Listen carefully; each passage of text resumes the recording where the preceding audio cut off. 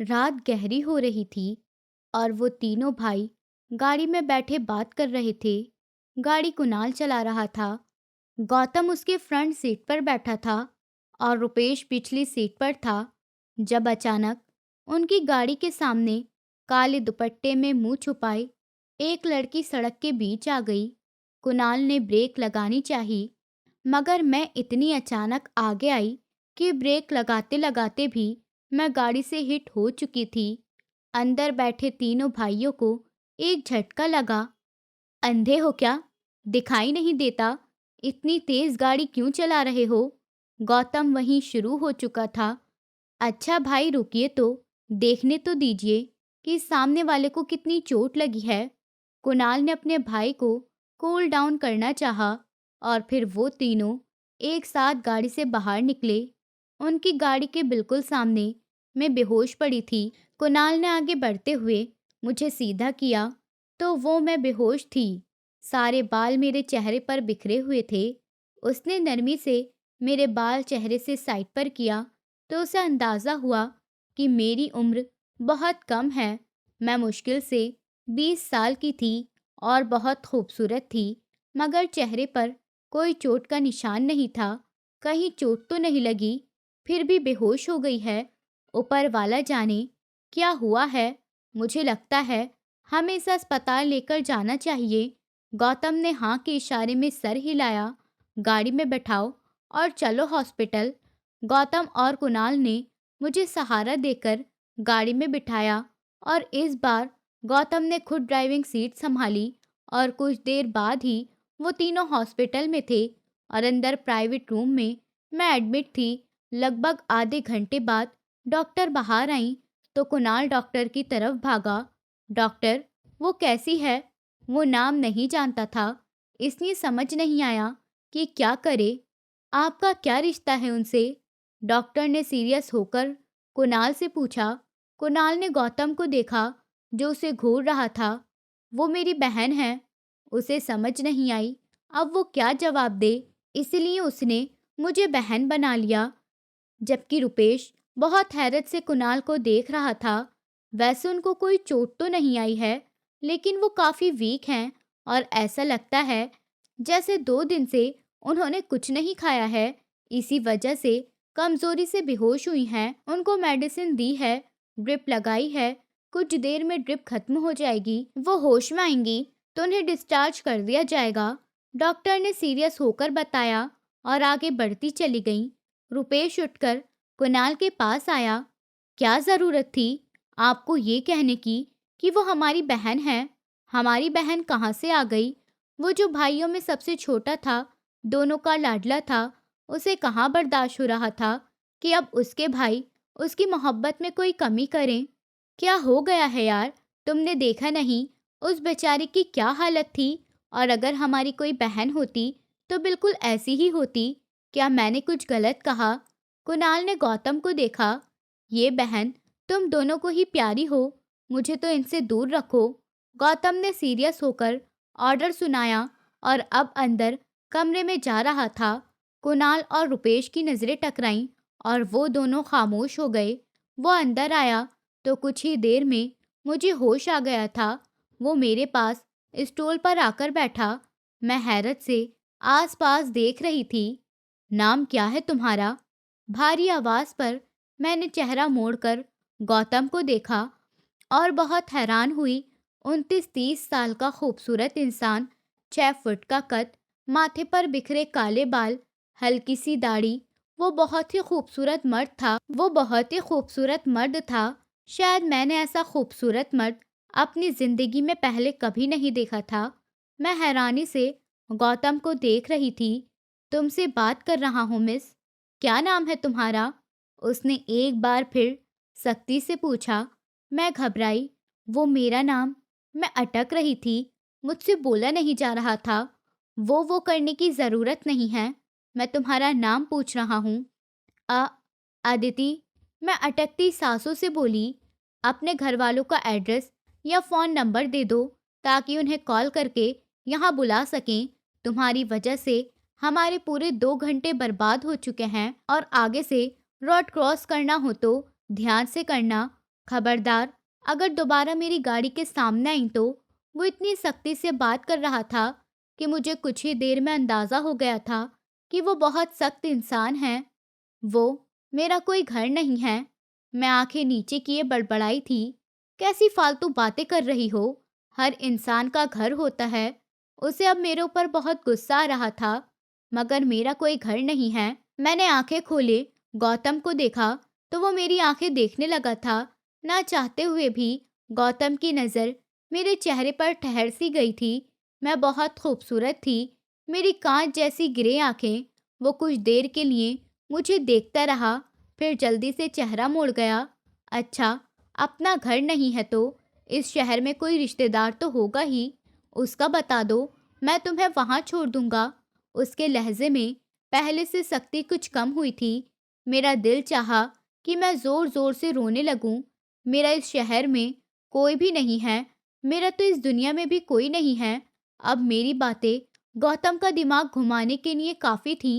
कैसी अजीब लड़की हो, सीधे तरीके से बताओ, वरना मैं पुलिस को फोन कर दूंगा और फिर तुम्हें उनके हवाले कर दूंगा। फिर वही तुम्हें हैंडल करेंगे। उसको बहुत गुस्सा आ रहा था। नहीं प्लीज, मुझे पुलिस को मत देना। मैं सच कह रही हूँ, मेरा इस दुनिया में कोई भी नहीं है। कुछ बुरे लोग मेरे पीछे पड़ गए थे, इसलिए मैं बस भाग रही थी। मेरी फैमिली में कोई नहीं है। मेरे माँ बाप इस दुनिया से जा चुके हैं। आप प्लीज मुझे किसी ऑर्फनेज में छोड़ दीजिए। मैं अपने हाथ उसके सामने जोड़ चुकी थी और आंखें भी भीग चुकी थीं, जिससे गौतम को एकदम अपने सख्त लहजे का एहसास हुआ था। वो खामोशी से कमरे से निकल गया। मैं भीगती आंखों के साथ बंद दरवाजे को घूरती रह गई। गौतम बाहर आया तो कुणाल ने उससे पूछा, क्या हुआ भाई? कुछ बताया लड़की ने? गौतम ने ना के इशारे में सर हिलाया। कह रही है उसके माँ बाप इस दुनिया से जा चुके हैं।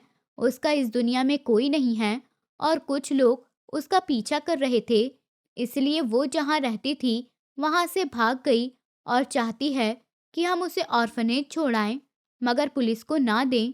गौतम बहुत परेशान था। हाँ तो अच्छी बात है ना, कर दीजिए उसे पुलिस के हवाले, हमारी जान भी छूटेगी। रुपेश बड़बड़ाया था। रुपेश? कुणाल ने उसे घूरा। क्या है भाई?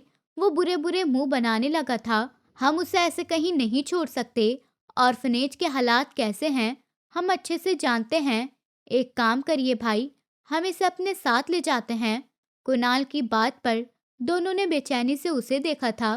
तुम्हारा दिमाग खराब हो गया है। हमारे घर में कोई औरत नहीं है। हम 3 भाई अकेले रहते हैं, तो हम इस तरह एक लड़की को कैसे अपने साथ लेकर जा सकते हैं? इम्पॉसिबल, ऐसा नहीं हो सकता। गौतम ने फौरन मना कर दिया। आप गलत समझ रहे हैं भाई। आप तो ऐसे कह रहे हैं जैसे हम 3 मर्द बहुत बुरे हैं, या फिर हमारे साथ रहती कोई औरत सेफ नहीं रह सकती। और सोचिए, अगर हमारी कोई बहन होती तो क्या तब भी हम उसे ऐसे ही छोड़ देते? हमारे घर में तो कोई और औरत है ही नहीं। इतनी प्यारी तो है, गुड़िया जैसी। हम उसे अपनी बहन बनाकर घर ले जाते हैं, और वैसे भी जब तक इसके लिए कोई इंतजाम नहीं हो जाता, हम उसे यहाँ नहीं छोड़ सकते। कि आपने हमारी ऐसी परवरिश की है कि हम एक लड़की, वो भी ऐसी लड़की जो बेसहारा है, उसे ऐसे हॉस्पिटल में छोड़ जाएं। वैसे भी मुझे लगता है वो हमारे साथ ज़्यादा सेफ रहेगी। वो बहुत सीरियस होकर गौतम को देखते हुए बोल रहा था। तो फिर ले आना उसे, मैं तो चला घर। गौतम वहां से चला गया। रुकिए भाई, मैं भी आपके साथ आ रहा हूँ। रुपेश ने गौतम को आवाज दी और वो भी उसके पीछे भाग चला गया। कुणाल फिर उस प्राइवेट रूम कमरे में आया जहाँ पर मैं थी। वो अंदर आया तो मैं भीगी आंखें उठाए छत को घूर रही थी। हेलो गुड़िया, कैसी हो? उसने बहुत प्यार से पूछा। मैंने चौंक कर कुणाल की तरफ देखा। 24-25 साल का वो बहुत खूबसूरत मर्द था जो कुछ देर पहले आया था। उस इंसान के मुकाबले उसके चेहरे पर मुस्कुराहट थी। कैसी तबीयत है अब? उसने नरमी से पूछा। मैंने हाँ के इशारे में सर हिलाया। मैं कुणाल हूँ। मैं ही गाड़ी चला रहा था जब आप मेरी गाड़ी से हिट हो गईं। सॉरी, मुझे पता नहीं चला। आप एकदम गाड़ी के सामने आ गई थीं। मैं हैरत से उसे देख रही थी। वो कितनी नरमी से बात कर रहा था, जबकि पहले वाला तो बहुत गुस्से से बात कर रहा था। कोई बात नहीं, आपकी गलती नहीं है, गलती मेरी है। मैं आपकी गाड़ी के सामने आ गई थी। कुणाल मेरे पास स्टूल पर बैठ गया। आपका क्या नाम है गुड़िया? उसके मुंह से गुड़िया सुनकर मेरी आंखें भीगने लगी थीं। अदिति, मैंने जवाब दिया। अदिति, आप मेरे लिए बिल्कुल बहनों की तरह हो, परेशान होने की ज़रूरत नहीं है।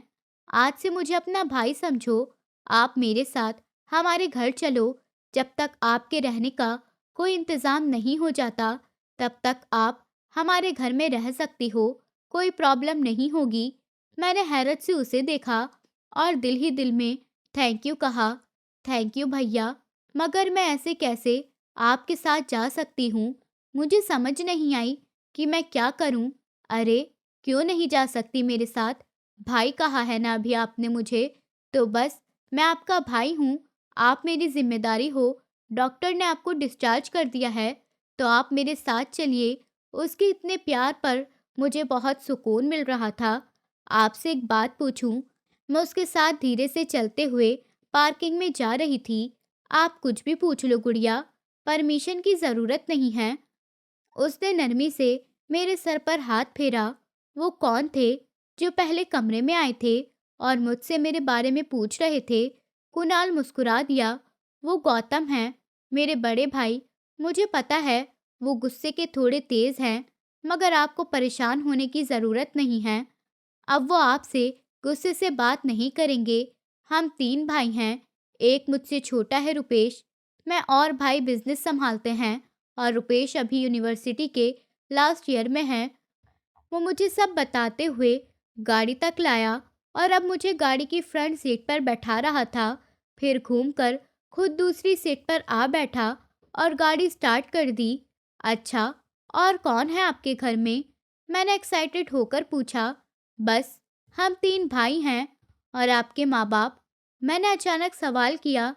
मेरे सवाल पर कुणाल के हाथ रुके। उसने चौंक कर मुझे देखा, फिर वो हल्का सा मुस्कुराया। हमारे माँ बाप नहीं हैं। कुछ साल पहले उनकी एक कार एक्सीडेंट में मौत हो गई थी। तब से गौतम भाई ने ही हमें माँ बाप बनकर संभाला है और हमारी जान है वो। बस गुस्से के थोड़े तेज हैं, लेकिन उनका दिल बहुत नरम है, मुझे जैसे उसके माँ बाप का सुनकर दुख हुआ था। इसी तरह बातें करते करते हम उसके घर पहुंच चुके थे। कुणाल ने गाड़ी पोर्च में पार्क की और गाड़ी से उतरा। फिर घूमकर दूसरी सीट तक आया और दरवाज़ा खोलकर मुझे बाहर निकलने का इशारा किया। मैं बाहर आई और इतना खूबसूरत और बड़ा बंगला देख रही थी। ये आपका घर है? मैंने बेयकीनी से पूछा। बिल्कुल, ये आज से आपका भी घर है। चलो अंदर आ जाओ गुड़िया। मुस्कुराकर कहता हुआ वो मुझे अपने साथ लेकर अंदर आया। वो बहुत बड़ा घर था और बहुत खूबसूरत भी। हम 3 भाई ही घर में रहते हैं, इसलिए हमने कभी भी किसी भी नौकरानी को काम पर नहीं रखा। वैसे तो हमारे घर में कोई नौकर भी काम पर नहीं आता, क्योंकि हमें आदत है, हम अपना काम खुद कर लेते हैं, नाश्ता बनाना, कपड़े धोना, हर चीज़। लेकिन अब आप आ चुकी हैं, तो मैं भाई से बात करूँगा और एक नौकरानी का इंतज़ाम कर लेंगे। मैं हैरत से उसे देखती रह गई थी। मुझे जैसे यकीन ही नहीं हुआ कि कोई मेरे लिए नौकरानी भी रख सकता है। सारी जिंदगी जिसने खुद नौकरानी बनकर गुजारी हो, वो कहाँ एक नौकरानी के ऊपर काम कर सकती थी। नहीं भाई, इसकी ज़रूरत नहीं है। मुझे सारे काम आते हैं, मैं कर लिया करूँगी काम। और वैसे भी मेरे लिए आपको किसी नौकरानी को लाने की ज़रूरत नहीं है। मुझे बिल्कुल भी अच्छा नहीं लगता। अरे क्यों? तुम क्यों घर के काम करोगी? तुम्हें बहन बनाकर लाया हूँ, नौकरानी थोड़ी बनाकर लाया हूँ। कुणाल को बुरा लगा था। नहीं, मेरा मतलब वो नहीं था, लेकिन मैं अपनी मर्जी से, अपनी खुशी से काम करना चाहती हूँ। आपने ही तो कहा था कि आज से ये मेरा भी घर है, तो क्या मैं अपने घर में काम नहीं कर सकती? मेरी बात पर कुणाल मुस्कुराया था। ओके, जैसा तुम्हें ठीक लगे वैसा करो, लेकिन अभी तुम्हारी तबीयत ठीक नहीं है। डॉक्टर ने तुम्हें 15-20 दिन का बेड रेस्ट कहा है। चलो, तुम्हें तुम्हारा कमरा दिखा देता हूँ। वो मुझे लेकर नीचे वाले फ्लोर के एक कमरे में आया। दरवाज़ा खुला और मैंने अंदर जाकर देखा। बहुत ही खूबसूरत कमरा था। मैंने शायद सपनों में भी इतना खूबसूरत कमरा नहीं सोचा था। ये मेरा कमरा है। मैं खोए खोए लहजे में आसपास देखते हुए सवाल पूछ रही थी। बिल्कुल, ये आज से आपका कमरा है गुड़िया, कुणाल ने मुस्कुराकर बताया। मुझे जैसे अभी भी यकीन नहीं आ रहा था। चलो, अब फ्रेश हो जाओ, रेस्ट करो, मैं आपके लिए अभी सूप लेकर आता हूँ। वो मुझसे कहता हुआ कमरे से बाहर निकल गया और मैं जहाँ थी वहीं की वहीं हैरान रह गई। मैंने कहाँ सोचा था कि मेरी जिंदगी में ऐसा कुछ हो सकता है। ना चाहते हुए भी मेरे होठ पर मुस्कुराहट आ गई। मैं फ्रेश हुई और बेड पर आकर बैठी। कुछ देर बाद ही कुणाल सूप का बॉल ट्रे में रखकर कमरे में आया था और वो ट्रे मुझे दे दी थी। चलो, जल्दी से ये सारा खत्म करो। मैंने बिना किसी बहस के सूप लिया। मुझे सच में इस वक्त बहुत भूख लग रही थी। ऊपर से रात के 10 बज गए थे। अभी फिलहाल आप सूप पियो, रेस्ट करो। मैं सुबह आपके लिए मार्केट से कुछ कपड़े ले आऊँगा। मैं खामोश रही, कुछ भी नहीं बोली। आपके दोनों भाई कहाँ हैं? घर में इतनी खामोशी अजीब लग रही थी, तो मैंने पूछ लिया। वो दोनों सो चुके हैं। वो भाई को सुबह जल्दी ऑफिस जाना होता है, इसलिए वो टाइम से सो जाते हैं। और रुपेश भी सो गया होगा, अपने कमरे में होगा। तुम परेशान मत हो, उनसे सुबह मिल सकती हो और भाई से डरने की ज़रूरत नहीं है। वो समझ गया था कि मुझे उसके भाई से डर लग रहा था। अब मैंने सिर्फ हाँ के इशारे में सर हिलाया और सूप पिया। खाना खाने के बाद मुझे थोड़ा सुकून मिला था और जैसे सीने में ठंडक उतर गई थी, मैं फौरन बिस्तर पर लेट गई। कुणाल मुझे गुड नाइट कहता कमरे से चला गया। शायद मैं सालों बाद इतने नरम गद्दे पर लेटी थी। फिर कब अपनी सोचों में उलझकर मैं सो गई, मुझे पता भी नहीं चला। अगली सुबह की शुरुआत हो चुकी थी। मैं कितनी देर से चक्कर काट रही थी, मुझे समझ नहीं आ रहा था कि मैं क्या करूं, कमरे से बाहर जाऊं या ना जाऊं। ये सोचते हुए मुझे कितनी देर हो चुकी थी। फिर मैं दरवाज़ा खोलने कमरे से बाहर आई तो मुझे किचन से खटपट की आवाज़ आ रही थी। मैंने अपना दुपट्टा सर पर और कंधों पर ठीक किया। मैं किचन में आई तो कुणाल नाश्ता बना रहा था। मैं हैरान हुई कि यह खुद काम कर रहा था। फिर मुझे याद आया, कुणाल ने कल रात तो मुझे बताया था कि वो सारे काम खुद करते हैं। आहट पर कुणाल ने मुड़कर मुझे देखा। अरे गुड़िया, उठ गई? चलो बैठो, मैं तुम्हारे लिए नाश्ता लगाता हूँ। वो मुस्कुरा दिया था। आप अकेले काम कर रहे हैं, मैं आपकी मदद करवाऊँ? मैंने मुस्कुराकर कहा। नहीं, अभी नहीं, जब तुम्हारी तबीयत ठीक होगी, जब काम करना, अभी तुम्हें रेस्ट की ज़रूरत है। कुणाल ने प्यार से मना कर दिया। मैं डाइनिंग टेबल पर बैठी। इससे पहले कि मैं कुछ खाना शुरू करती, सीढ़ियाँ उतरता हुआ गौतम नीचे आया और उसके पीछे रुपेश भी था। गौतम ने एक सख्त नज़र मेरे ऊपर डाली और रुपेश का भी मूड फिर खराब हो चुका था। ये यहाँ क्या कर रही है? उसने सख्ती से पूछा। रुपेश, कुणाल ने उसे टोका। ये क्या तरीका है मेहमानों से बात करने का? वो हमारे घर में आई है तो हमारे घर की मेहमान है। मैं उदास होकर अपना सर झुका गई थी। मेहमान है तो अपने कमरे में रहे, हमारे घर में हर जगह बैठकर कब्जा क्यों कर रही है? रुपेश के लहजे में बहुत नफरत थी। उसे आदत नहीं थी अपने भाइयों का प्यार किसी के साथ बांटने की। अब उससे भी छोटी लड़की इस घर में आ गई थी। मैंने जो निवाला तोड़ा था वो भी वापस प्लेट में रखा और बिना किसी की तरफ देखे अपने कमरे में जाकर बंद हो गई। कुणाल को बहुत शर्मिंदगी हुई। ये क्या तरीका है बात करने का रुपेश? इससे पहले कुणाल कुछ कहता, गौतम ने पलटकर उसे घूरा। वो भाई मैं। रुपेश घबरा गया। क्या मैंने तुम लोगों को ये तमीज़ सिखाई है कि ऐसे कभी किसी लड़की से बात करो, और वो भी उससे जो हमारे घर में मेहमान है? रुपेश को गुस्सा तो बहुत आया, मगर गौतम के सामने बदतमीजी नहीं कर सकता था, इसलिए खामोशी से चेहरा झुका गया। सॉरी भाई, वो इतना ही कह सका। आज के बाद मैं तुम्हें इस लड़की के साथ बहस करते हुए ना देखूं। वो जब तक इस घर में है उसे कोई परेशानी नहीं होनी चाहिए। उसे ये एहसास दिलाओ कि उसे यहाँ कोई खतरा नहीं है। रुपेश ने सिर्फ हाँ के इशारे में सर हिलाया। आप बैठिए भाई, मैं आपके लिए नाश्ता लगाता हूँ। कुणाल ने कहा, मुझे भूख नहीं है, मेरा नाश्ता रुपेश को दे दो। गुस्से से कहता वो घर से निकल गया। कुणाल ने ना के इशारे में सर हिलाते हुए रुपेश को देखा, जिसे गौतम के जाने के बाद सुकून मिल गया था। वो सुकून से बैठा और नाश्ता करने लगा। उसे किसी चीज़ की परवाह नहीं थी। नाश्ता करने के बाद वो यूनिवर्सिटी चला गया था, मगर मैं अभी अपने कमरे में बंद थी। मुझे बहुत तकलीफ हो रही थी कि रुपेश ने मुझे ऐसा कहा, और कुणाल समझ गया था कि अभी मेरा मूड खराब हो चुका है। वो तैयार होता हुआ ऑफिस के लिए निकलने से पहले वो मेरे कमरे के बाहर आया, दरवाज़ा खटखटाया। क्या मैं अंदर आ जाऊं गुड़िया? प्यार से पूछता हुआ वो दरवाज़ा खोलने लगा।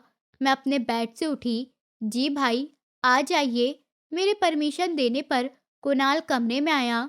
रुपेश की बातों का बुरा मत मनाना, मैं उसकी तरफ से तुमसे माफ़ी मांगता हूँ। असल में वो हम सब में छोटा है, तो घर भर में सबका लाडला है। इस वजह से उसे आदत नहीं है अपनी मोहब्बत और प्यार किसी और के साथ शेयर करने की, और उसे लगता है कि तुम्हारे आने की वजह से जो मोहब्बत मैं और भाई उसे करते थे, शायद अब उसे कम करेंगे। मगर कोई बात नहीं, वो भी धीरे धीरे तुम्हें अपनी बहन समझने लगेगा। तुम्हें परेशान होने की ज़रूरत नहीं है गुड़िया। तुम्हारा नाश्ता मैंने बनाकर रख दिया है। मैं ऑफिस जा रहा हूँ, बाहर लैंडलाइन फ़ोन पड़ा है। मैं वापसी पर आते हुए तुम्हारे लिए एक मोबाइल फ़ोन भी ले आऊँगा, लेकिन अगर तुम्हें किसी भी चीज़ की ज़रूरत हो तो तुम फ़ोन कर सकती हो। पास ही डायरी पड़ी है, उसमें हम तीनों भाइयों के नंबर हैं। और खाना खा लेना, ठीक है? मैंने बस हाँ के इशारे में सर हिलाया, और कुणाल मेरे सर पर हाथ रखता घर से निकल गया। उसके जाने के काफ़ी देर बाद मैं कमरे से निकली, किचन में आई, नाश्ता किया, और फिर ऐसे ही कुछ देर घर में टहलती रही। मुझे समझ नहीं आई कि क्या करूं, तो फिर मैं खुद ही सफाई करने लगी। दोपहर हुई तो मैंने सोचा क्यों ना खाने के लिए ही कुछ बना लिया जाए। वैसे भी मुझे सारे काम आते थे। मैं किचन में आई, फ्रिज खोली तो खाने पीने की हर चीज़ मौजूद थी। मैंने सामान बाहर निकाला और फिर खाना बनाना शुरू कर दिया। थोड़ी देर बाद जब दरवाज़ा खुलने की आवाज़ पर मैंने बाहर देखा, जहाँ से रुपेश अंदर आ रहा था। मैं जल्दी से किचन से आई, पानी का गिलास लिया तो मैंने देखा रुपेश लड़खड़ाकर चल रहा था। इससे पहले वो ज़मीन पर गिरता, मैंने जल्दी से पानी का गिलास टेबल पर रखा और तेज़ी से रुपेश के पास आई। भाई, क्या हुआ? आप ठीक तो हैं? रुपेश को सहारा देकर मैंने सोफे पर बिठाया तो मुझे महसूस हुआ रुपेश को काफ़ी तेज़ बुखार है। ठीक हूँ मैं, छोड़ो मेरा हाथ।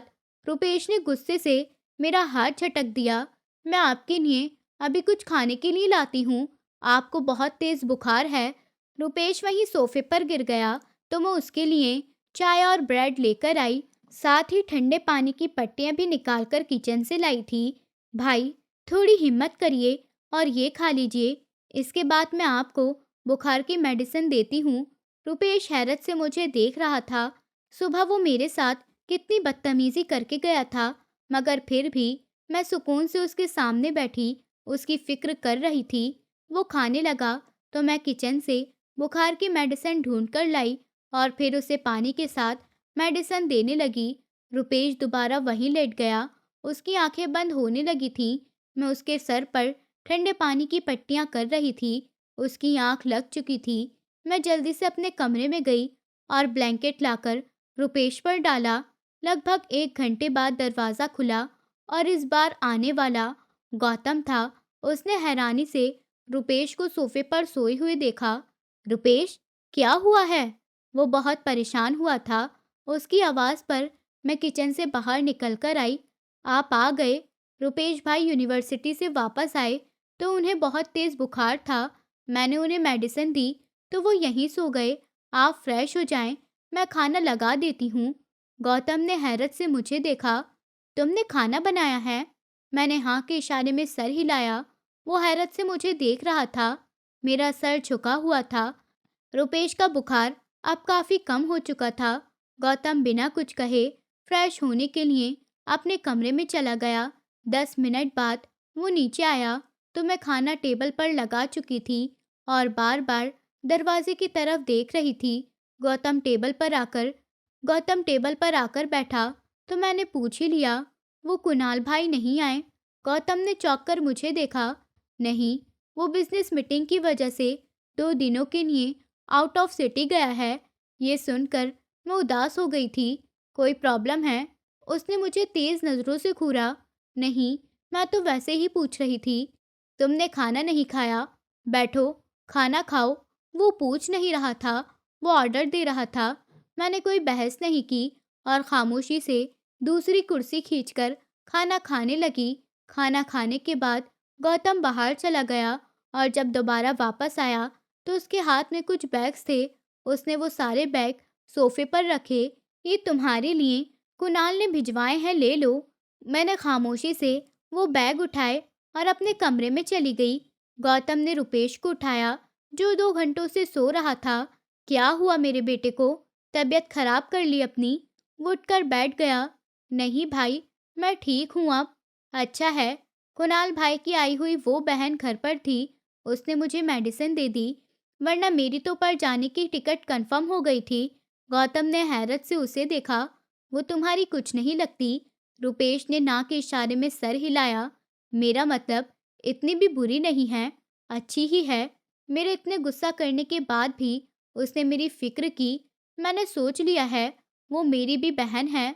गौतम मुस्कुरा दिया। चलो, ये तो अच्छी बात है। चलो उठो, ऊपर जाओ, अपने कमरे में रेस्ट करो। रुपेश उठा और अपने कमरे में जाने लगा। गौतम भी अपने कमरे में जा चुका था। मैं अपने कमरे में बैठी मुस्कुरा रही थी। कुणाल भाई ने मेरे लिए काफ़ी सारे कपड़े भिजवाए थे। ना चाहते हुए भी मैं खुश हो गई। मैंने ज़िंदगी में कभी भाई जैसे रिश्ते का एहसास महसूस नहीं किया था, मगर आज मुझे लग रहा था कि अगर सबकी ज़िंदगी में भाई हों तो शायद बहनों की ज़िंदगी खूबसूरत हो जाती है। दिन बहुत तेज़ी से गुजर रहे थे। मुझे इस घर में एडजस्ट होने में ज़्यादा टाइम नहीं लगा था। मैं हर रोज़ घर के काम करवाती और इसके साथ ही कुणाल और रुपेश के साथ ढेरों बातें करती। रुपेश का रवैया भी उस दिन के बाद से मेरे साथ बहुत अच्छा हो गया था। वो भी मुझे गुड़िया कहता था। गौतम तो इतनी बातों से दूर ही रहता था, मगर जिस तरह से मैंने इस घर को संभाल लिया था, वो यकीन करने के काबिल नहीं था। जैसे उन लोगों को कभी कभी यकीन नहीं आता था कि कोई इतना परफेक्ट कैसे हो सकता है। वो लोग नहीं जानते थे कि मेरा बीता हुआ कल क्या था, मैं कहाँ से आई थी, मैं कैसे हालात से लड़कर यहाँ तक पहुँची थी। मगर जो भी था, मैं एक बहुत अच्छी और संस्कारी लड़की थी। मेरी गौतम से ज़्यादा बात नहीं होती थी, मगर जैसे जैसे दिन गुजर रहे थे, वैसे वैसे गौतम को महसूस हो रहा था कि जैसे उसका दिल उसके कंट्रोल से बाहर निकल रहा है। वो जब भी मुझे देखता तो उसे ऐसा लगता था जैसे उसके दिल में कुछ होता है, मगर फिर वो अपने दिल को कंट्रोल कर लेता था कि नहीं, ऐसा नहीं हो सकता। वो मुझसे 10 साल छोटी है, मैं उसके बारे में ऐसा नहीं सोच सकता। ये दिन के 11 का वक्त था। गौतम इस वक्त अपने ऑफिस में बैठा था। ना चाहते हुए भी उसकी आंखों के सामने मेरा चेहरा घूम रहा था। मैं उन तीनों के साथ एक घर में रहते हुए भी खुद को सेफ महसूस करती थी। गौतम के ऑफिस के दरवाजे पर दस्तक हुई। उसने चौंक कर दरवाजे की तरफ देखा। फिर उसकी सेक्रेटरी अंदर आई और इसके साथ ही कोई लड़की थी। गौतम ने हैरानी से अपनी सेक्रेटरी को देखा। ये कौन है? वो जो कोई भी थी, उसने बहुत अजीब से कपड़े पहन रखे थे और साथ ही चेहरे पर बहुत ज़्यादा मेकअप था। पैंट शर्ट, और वो भी इतनी ज़्यादा टाइट थी, कंधों पर तो जैसे उसके कपड़ा ही नहीं था। उसे देखकर गौतम को बहुत गुस्सा आ रहा था। सर, ये कह रही हैं कि आपकी जानने वाली हैं और आपसे कोई ज़रूरी बात करना चाहती हैं, कि आपकी जानने वाली हैं और आपसे कोई ज़रूरी बात करना चाहती हैं। मैंने काफ़ी कोशिश की, मना किया कि आप अपॉइंटमेंट के बिना किसी से नहीं मिलते, मगर ये ज़बरदस्ती अंदर घुस आई। सेक्रेटरी के चेहरे पर घबराहट थी। ठीक है, तुम जाओ। उसने अपनी सेक्रेटरी को बाहर भेजा। उसके जाने के बाद वो उस लड़की की तरफ ध्यान देने लगा। जी मिस, क्या काम है आपको? क्या मैं आपको जानता हूँ? गौतम ने पूछा। मेरा नाम प्रिया है और हम पहली बार मिल रहे हैं, मगर मैं आपकी बहुत बड़ी फ़ैन हूँ और मैं आपको बहुत पसंद करती हूँ। क्या आप मेरे साथ एक कप कॉफ़ी पीना पसंद करेंगे? वो बहुत फॉर्मली बात करते हुए सामने वाली कुर्सी पर बैठ गई थी। पहली बात तो ये मिस प्रिया, मैं आपको नहीं जानता और दूसरी बात ये, मेरे पास इतना फालतू टाइम नहीं है कि किसी ऐरे-गैरे के साथ कॉफ़ी पीऊँ। उसने साफ-साफ उस लड़की की इंसल्ट कर दी थी। कोई बात नहीं, वक्त तो निकालने से ही निकलता है। मैं तुमसे शादी करना चाहती हूँ। गौतम, मैं तुम्हें दुनिया की हर खुशी दूंगी। मैं इतने दिनों से तुम्हारे ऑफिस के चक्कर लगा रही हूँ। मैं तुम्हारे घर रोज जाती हूँ, मगर गार्ड्स मुझे अंदर आने नहीं देते, ये कहकर कि तुम घर पर नहीं हो। प्लीज तुम मेरे हो जाओ। गौतम को ऐसा लगा कि सामने बैठी लड़की का दिमाग खराब हो गया है। वो बहुत हैरत से उसे देख रहा था। आपका दिमाग ठीक है मिस प्रिया? उसे बहुत गुस्सा आ रहा था। दिमाग खराब हो गया है क्या आपका? मैं आपसे शादी करूंगा। मेरा टेस्ट इतना गंदा नहीं है कि मैं आप जैसी बदतमीज लड़की से शादी करूं। मेरा टेस्ट तो ऐसा है, जो लड़की अपने आप को छुपा कर रखे, कभी किसी के सामने ना आए, तुम्हारी तरह नहीं, बाल खोले, मेकअप चेहरे पर थोपे और आधे कपड़े पहनकर कहीं भी मुंह उठाकर चली आए। वो बहुत सख्त लहजे में कह रहा था। दरवाजे पर खड़े कुणाल ने हैरत से गौतम का ये रूप देखा। वो अभी अभी उसके ऑफिस में आया था। तुम ऐसे मेरी इंसल्ट नहीं कर सकते गौतम। प्रिया को भी गुस्सा आया था। मैं सब कुछ कर सकता हूँ। खबरदार, जो दोबारा मेरे ऑफिस में आई तो मुझसे बुरा कोई नहीं होगा। निकल जाओ मेरे ऑफिस से। सख्ती से उसने दरवाजे की तरफ इशारा किया। प्रिया एक गहरी सांस लेती, अपने गुस्से को कंट्रोल करती हुई कुर्सी से उठी। कोई बात नहीं, अभी तुम गुस्से में हो, हम बहुत जल्दी दोबारा मिलेंगे। इतना कहते हुए वो ऑफिस से बाहर निकल गई। कुणाल पास आया। ये कौन थी भाई? गौतम ने नाक के इशारे में सर हिलाया। थी कोई पागल? तुम बताओ, फाइल पर काम हुआ? वो बात बदल गया। कुणाल ने हाँ के इशारे में सर हिलाया और फाइल उसके सामने रख दी। मगर उसके दिमाग में वो लड़की घूम रही थी जो अभी यहाँ से गई थी। रात का अंधेरा गहरा हो चुका था। मैं इस वक्त डाइनिंग टेबल पर खाना लगा रही थी और मेरे पास रुपेश चक्कर काट रहा था। तो मुझे बता दो कि आखिर इसमें प्रॉब्लम क्या है? मैं ना के इशारे में सर हिला रही थी। बिल्कुल भी नहीं रुपेश भाई, आप ये पेंटिंग घर में नहीं लाएंगे और ये मेरा फैसला है। घर में आते हुए गौतम और कुणाल के कानों में हम दोनों की बहस पड़ी तो गौतम ने हम दोनों को घूरा। कुणाल पास आया। किस बात पर बहस चल रही है? उसने नरमी से पूछा। देखिए भाई, मुझे इतनी अच्छी पेंटिंग पसंद आई है। मैंने सोचा था हम यहाँ पर लाउंज की दीवार पर लगाएंगे, लेकिन गुड़िया कह रही है पेंटिंग घर में नहीं आएगी। उसने मोबाइल से पिक्चर निकालकर कुणाल को दिखाई। वैसे गुड़िया ठीक कह रही है। तुम दोनों बहस जारी रखो, मैं तो चला फ्रेश होने। कुणाल मुस्कुराकर ऊपर अपने कमरे में चला गया। कुणाल के जाने के बाद मेरी नज़र गौतम तक गई। आप ही इन्हें समझाइए गौतम जी कि ऐसा ना करें, और वैसे भी मैं घर में अकेली लड़की हूँ तो फिर घर में मेरी मर्जी ही चलेगी। जबकि गौतम तो मेरे गौतम जी कहने पर हैरान हो गया था। वो खामोशी से बिना कोई जवाब दिए ऊपर चला गया। मैंने उलझन से रुपेश को देखा। अब इन्हें क्या हुआ है? रुपेश गौर से मुझे देख रहा था। एक बात तो बताओ, तुमने भाई को गौतम जी क्यों कहा? उन्हें भाई क्यों नहीं कहती? उसकी बात पर मेरा चेहरा तेजी से लाल हुआ। आप दो भाई काफी हैं। वैसे भी उनका मूड देखा है, लगता है वो मेरे भाई बनने लायक हैं। मैं जल्दी से बात को घुमाकर किचन में चली गई। कुछ देर बाद कुणाल फ्रेश होता नीचे आया, मगर गौतम का कहीं भी कोई अता पता नहीं था। मैंने हैरत से कुणाल को देखा। इन्हें क्या हुआ है? वो इतने गुस्से में क्यों थे?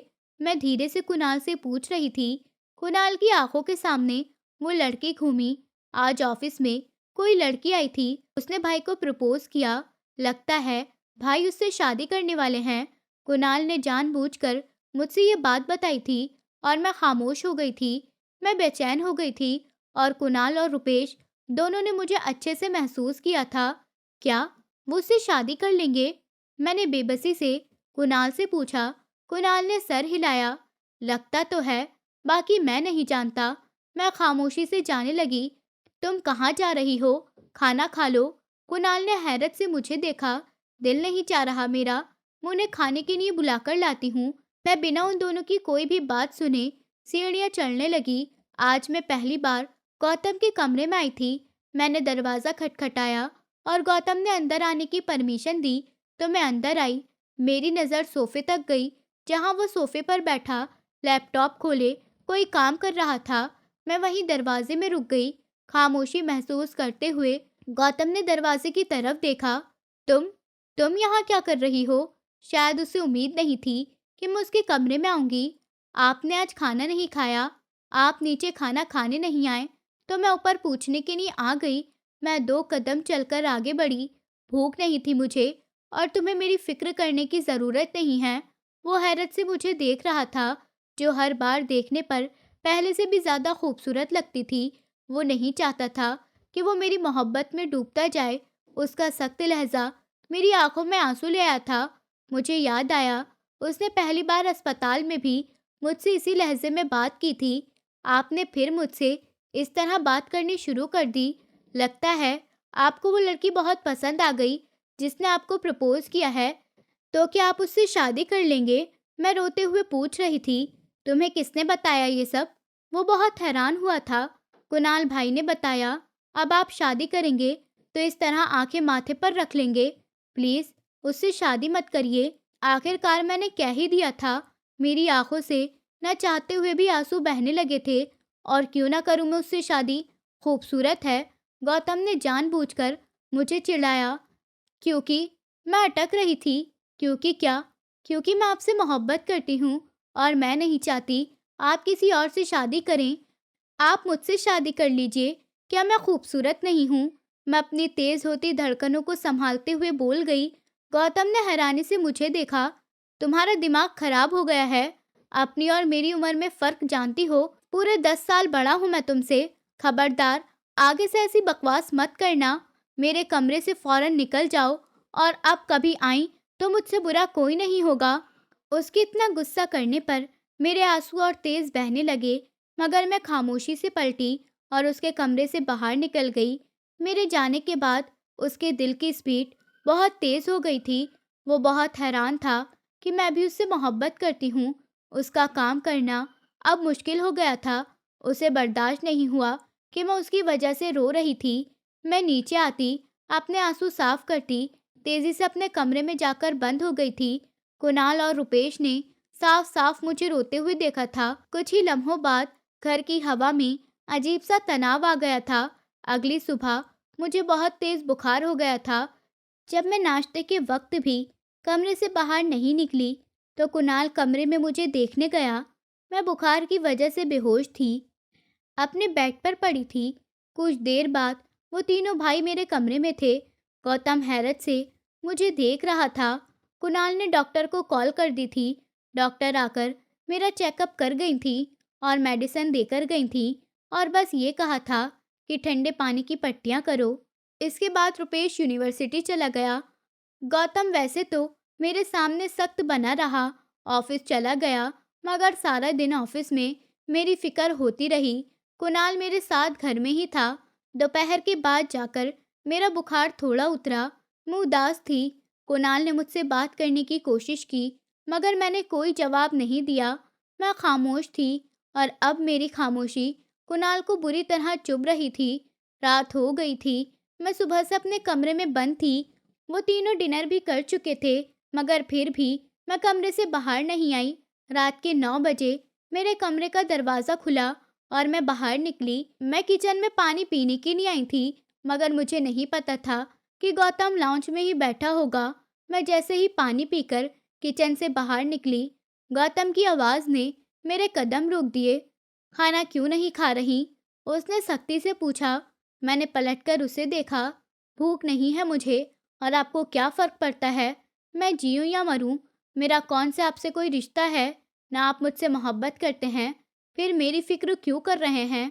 मेरी आंखों में मोटे-मोटे आंसू आ गए थे। गौतम सोफे से उठकर मेरे पास आया। दिमाग काम करता है तुम्हारा? जान देखी है अपनी? इतनी सी हो। अगर कुछ खाओगी नहीं तो मर मरा जाओगी। चाहती क्या हो तुम? एक पल के लिए भी मेरे साथ नहीं रह पाओगी। कम से कम अपनी और मेरी उम्र तो देखो, वो सख्ती से कह रहा था। उसके इतने ऊंचे लहजे में बोलने पर कुणाल और रुपेश भी शोर सुनकर नीचे आ गए थे। इन सब से फर्क नहीं पड़ता। अगर मोहब्बत सच्ची हो तो इंसान गुजारा कर लेता है, इंसान हर हाल में निभा लेता है। मगर आप क्या जाने, आपको कौन सा किसी से मोहब्बत है? आपको तो बस गुस्सा करना आता है। मैं उससे ज्यादा ऊंचे लहजे में चिल्लाई थी। वो दोनों भाई सीढ़ियों पर खड़े हमारी लड़ाई देख रहे थे। अच्छा, तो बहुत शौक है तुम्हें मुझसे शादी करने का? गौतम के माथे पर गुस्सा चढ़ गया था। इस बार मैं खामोश रही। कुणाल, अभी शादी की तैयारी करो, हमारी अभी शादी होगी। जैसे उसने ऑर्डर सुनाया, कुणाल ने बेयकीनी से मुझे देखा, फिर गौतम को। मेरा मुंह खुला का खुला रह गया। शायद मुझे उम्मीद नहीं थी कि वो इतनी जल्दी शादी का फैसला कर लेगा। फिर क्या, मैं खामोश हो गई। कुणाल जल्दी से बाहर चला गया। गौतम को इतना सीरियस देखकर वो समझ गया था कि आज फैसला होकर ही रहेगा। आधे घंटे में ही हमारी शादी भी हो गई थी और मैं अब मिसेस अदिति गौतम भी बन चुकी थी। सब लोगों को भेजकर कुणाल लाउंज में आया तो मैं गुमसुम सी लाउंज के सोफे पर बैठी हुई थी। गौतम ने उसे इशारा किया तो कुणाल किचन में गया और खाने की ट्रे बनाकर वो बाहर आया और मेरे सामने रखी। चलो गुड़िया, अब तो खाना खा लो। अब तो सब कुछ हल हो गया। अब तो तुम्हारी ख्वाहिश पूरी हो गई। तुम्हारी भाई से शादी हो गई। वो तो खुद इतना खुश था। ये बहुत अच्छी बात थी कि गौतम ने मुझसे शादी कर ली और मुझसे रिश्ता बना लिया। वैसे भी मैं उनके साथ रहती थी तो हमारा कोई रिश्ता नहीं था इंसानियत के अलावा। इससे पहले मैं मना करती।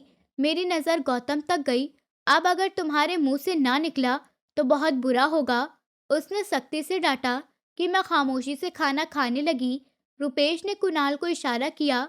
वो फौरन कुणाल के साथ लॉन से बाहर निकल गया, ये कहकर कि उन्हें ज़रूरी काम है और वो लोग आज रात फ्लैट में जा रहे हैं। शायद वो जानबूझकर हम दोनों को कुछ वक्त अकेले रहने के लिए दे रहे थे। मैं सुकून से खाना खाती रही, मगर इस बीच गौतम मुझे लगातार घूर रहा था और अब सच में मैं गौतम से डर रही थी कि कहीं वो मुझे सज़ा न दे दे कि मैं ज़बरदस्ती उसकी ज़िंदगी में आ गई हूँ। अब तो रुपेश या कुणाल भाई भी नहीं थे जो मुझे गौतम से बचा लेते। मैं खाना खत्म करने के बाद खाने की ट्रे किचन में रख कर आई तो गौतम अब सोफे से उठकर मेरे पास आ चुका था। इससे पहले मैं कुछ कहती, वो मेरी कलाई पकड़ चुका था। तो कितनी मोहब्बत करती हो मुझसे? वैसे इतनी हिम्मत आई कहाँ से तुम्हारे अंदर?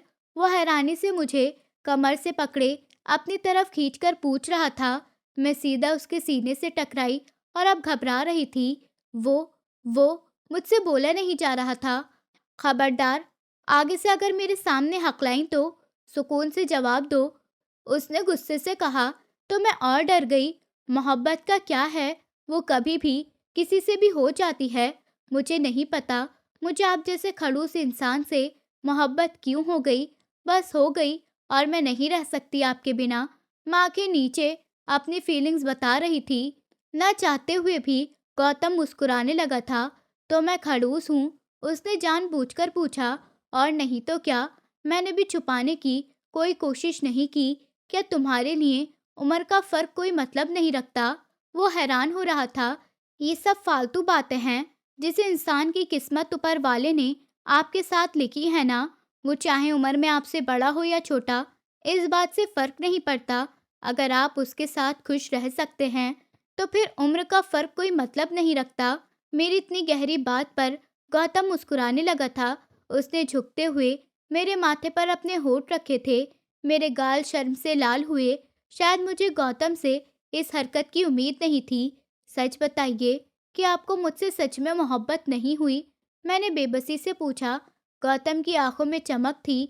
अगर मुझे तुमसे मोहब्बत नहीं होती तो कभी भी तुमसे शादी नहीं करता पागल। उसने मेरे माथे पर हल्का सा हाथ मारा। इसका मतलब आप मुझसे मोहब्बत करते थे, फिर भी मुझे ही बुरा बना दिया। अफसोस के मारे मेरा पूरा मुंह खुला रह गया। आप तो बहुत बदतमीज हैं। मुझे बहुत गुस्सा आया था। गौतम ने कंधे उचकाए। हो गई मोहब्बत, हो गई शादी। तुम्हें बहुत शौक था मेरी पत्नी बनने का, तो अब तुम्हें यह भी मालूम होना चाहिए कि पत्नी के साथ क्या रिश्ता होता है, और अब तो तुम्हें खुद से 1 मिनट के लिए भी दूर नहीं करूँगा। इससे पहले मैं कुछ कहती, वो मुझे बाहों में उठाता सीढ़ियों की तरफ बढ़ गया। मैं शर्म के मारे चेहरा नहीं उठा पाई। मैं जल्दी से उसके सीने में चेहरा छुपा गई। वो मुझे ऊपर अपने कमरे में लाया, दरवाज़ा पैर से बंद किया और सीधा बेड पर आया। आपने धोखा किया है मेरे साथ, छोड़िए मुझे, नहीं रहना आपके साथ। मैं उसकी पकड़ से निकलने के लिए अब बहाने बना रही थी, मगर गौतम ने दोनों हाथ बांध रखे थे। मैंने तो कल रात तुम्हें अच्छे से कहा था कि मुझे भूल जाओ, लेकिन नहीं, तुम्हें ही शौक चढ़ा हुआ था मुझसे मोहब्बत करने का। बीमार हो गई, बुखार चढ़ा लिया, खाना छोड़ दिया, तो देखो मैंने खुद को तुम्हारा कर दिया। अब मेरी मर्जी है, मैं अपनी मन मर्जी करूँगा। वो जानबूझकर मुझे परेशान कर रहा था। मैं तो हैरत से उस चालाक इंसान को घूरती रह गई। आपको पता है, आप बहुत ही बुरे हैं। मैंने गुस्से से एक मुक्का गौतम के कंधे पर दे मारा। इससे पहले मैं अगली बात करती, वो तेजी से मेरे होठों पर झुक गया। मुझे लगा जैसे मेरी सांसें बंद होने वाली हैं। उसे यकीन नहीं हो रहा था कि कोई लड़की उसे इतना बदल सकती है। वो जो हर वक्त गुस्से में रहता था, अब मुस्कुराने लगा था। ये मोहब्बत भी कितनी खूबसूरत चीज़ होती है। कितनी ही देर बाद मेरी हालत पर रहम खाते हुए उसने मुझे छोड़ा था। फिर मेरा दुपट्टा गले से निकालकर वो पूरी तरह मुझे अपना बनाने लगा था। गौतम इतना रोमांटिक होगा मुझे अंदाज़ा नहीं था, मगर फिर भी वो मुझे बहुत प्यार से ट्रीट कर रहा था। मेरी ज़िंदगी में जैसे सुकून आ गया था। शादी के बाद तो गौतम को मैं और प्यारी हो गई थी।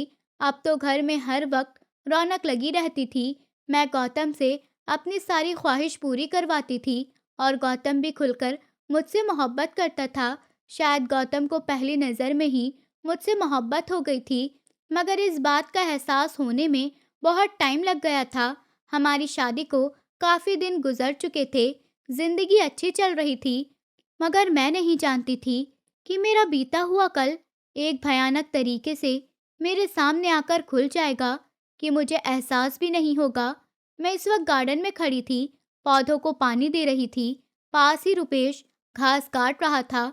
कुणाल भी लॉन की सीढ़ियों में बैठा लैपटॉप खोले काम कर रहा था, और गौतम वहीं लॉन में टहलता हुआ मोबाइल फ़ोन पर किसी से बात कर रहा था।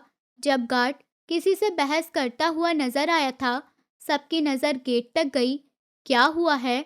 कौन है बाहर? कुणाल ने गार्ड से पूछा। पता नहीं सर, एक मैडम हैं, रोज आ जाती हैं और बहस करती रहती हैं कि गौतम सर से मिलना है। कुणाल ने उसकी बात पर बाहर जाकर देखा तो वो वही लड़की थी जो उस दिन गौतम के ऑफिस में उसे दिखाई दी थी। तुम कौन हो और यहाँ क्या कर रही हो? उसने सख्ती से पूछा। मुझे गौतम से मिलना है, बहुत ज़रूरी बात करनी है, और मैं बता रही हूँ, मैं गौतम से मिले बिना यहाँ से नहीं जाऊंगी, उसने और ज़्यादा सख्ती से कहा।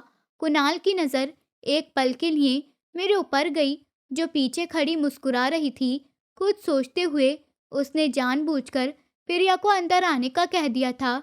शायद वो चाहता था कि इस टॉपिक को भी अब बंद हो जाना चाहिए। वो बहुत खुशी से अंदर आई तो उसकी नज़र गौतम तक गई। इससे पहले गौतम के पास आती उसकी नज़र मेरे ऊपर गई। ये यहाँ क्या कर रही है? उसका चेहरा हैरत से पूरा लाल हो चुका था। वो जैसे गौतम को भूल गई थी। वो तेजी से मेरे पास आई। तुम यहाँ पर छुपकर बैठी हो, बदतमीज कहीं की। वो इतनी ऊंची आवाज में चिल्लाई थी कि तीनों भाई की नज़र एक साथ मेरे ऊपर जा ठहरी। जैसे ही मैंने प्रिया को देखा तो मेरे हाथों से जग छूटकर जमीन पर गिर गया। मुझे लगा जैसे किसी ने मेरे पास्ट को बहुत बुरे तरीके से मेरे सामने लाकर खड़ा कर दिया है। प्रिया दीदी, मुझे लगा शायद अब मैं बोल नहीं पाऊंगी, तो मैं भी कहूँ, पता नहीं तुम भागकर कहाँ छुपी हो, और तुम गौतम के घर में छुपी हुई हो। तुम्हें शर्म नहीं आती? मेरे बाप का नाम मिट्टी में मिलाकर खुद यहाँ पर कैसे किसी गैर इंसान के साथ रहती फिर रही हो? प्रिया बहुत ही गुस्से में थी। इससे पहले वो मुझे मारने के लिए हाथ उठाती, बीच में ही किसी ने उसका हाथ पकड़ लिया। प्रिया ने चौंक कर देखा तो वो गौतम था, और उसने बहुत बेयकीनी से गौतम को देखा। तुम्हारी हिम्मत कैसे हुई मेरे घर में खड़े होकर मेरी पत्नी पर हाथ उठाने की। बहुत गुस्से से कहता हुआ उसने प्रिया का हाथ झटक दिया। पत्नी, और ये भी तुम्हारी? प्रिया को जैसे झटका लगा था। ये लड़की बदतमीज कहीं की, आधी रात को मेरे बाप का सारा पैसा लेकर भागी थी। बताओ कहाँ है सब कुछ जो तुम लेकर भागी थी? उसने गुस्से से मुझे दोनों कंधों से झटक दिया था। मेरी आंखों से आंसू बहुत तेजी से बहने लगे। क्या बकवास कर रही हो? गौतम ने फौरन उसे मुझसे दूर किया। मैं गौतम के पीछे खड़ी कांप रही थी। अच्छा लगता है तुम्हें इसने बताया नहीं कि ये मेरे मामा की बेटी है। इसके माँ बाप मर गए थे तो मेरी माँ ने इस पर तरस खाकर इसे अपने घर में रखा। मेरे बाप ने इसे अपनी बेटी समझा और इसका बहुत अच्छी जगह रिश्ता करवाना चाहा। मगर ये ऐन शादी से एक रात पहले भाग गई और जाने कितना पैसा लेकर भागी। इसकी वजह से मेरे माँ बाप की सारी सोसाइटी में बदनामी हुई। हमें वो शहर छोड़ना पड़ा क्योंकि जिस इंसान से मेरा बाप इसकी शादी करवा रहा था वो इतना अमीर था कि उसने मेरे बाप को जान से मारने की धमकी दी। इसलिए हम लोग वहां से इस शहर में आ गए। मगर मैं नहीं जानती थी कि ये यहाँ पर छुपी होगी। बताओ अदिति, तुमने क्यों किया ऐसा? प्रिया ने सख्ती से पूछा। गौतम को बहुत हैरानी हुई। उसने मुझे देखा। ये क्या कह रही है अदिति? जैसे उसे यकीन नहीं हुआ। मैंने रोते हुए ना के इशारे में सर हिलाया। नहीं गौतम, ये सब कुछ झूठ है। मैं आपको सफाई दे सकती हूँ। मुझे एक मौका दीजिए। इससे पहले गौतम कुछ कहता, कुणाल पास आया। तुम लोगों ने उसका जीना खराब कर रखा था, तभी वो वहां से भाग गई। और अब अदिति का तुम लोगों से कोई रिश्ता नहीं है। वो हमारी बहन है और हमारे भाई की पत्नी। हम इसे भाभी कम और बहन ज्यादा समझते हैं। और खबरदार, अगर अब तुम हमारे घर में आई तो और गौतम भाई को भूल जाओ। तुम्हारे लिए इतना ही अच्छा होगा। और ये मत भूलना कि अदिति के माँ बाप मर गए तो इस दुनिया में कोई अब उसका साथ नहीं देगा। हम उसके साथ खड़े हैं। निकल जाओ हमारे घर से। कुणाल को तो बहुत गुस्सा आया था। इससे पहले प्रिया कुछ कहती, उसने प्रिया को कलाई से पकड़ा और गेट से बाहर लाकर उसे बाहर निकाल दिया और सख्ती से गार्ड को ऑर्डर दिया, खबरदार, अगर अब इस लड़की को घर में आने दिया तो। प्रिया भी गुस्से से वहां से निकल गई। ऐसे रोने से कुछ नहीं होगा। पानी पियो। और मैंने तुम पर कब गुस्सा किया या फिर कोई सवाल पूछा? तुम ऐसे परेशान क्यों हो रही हो?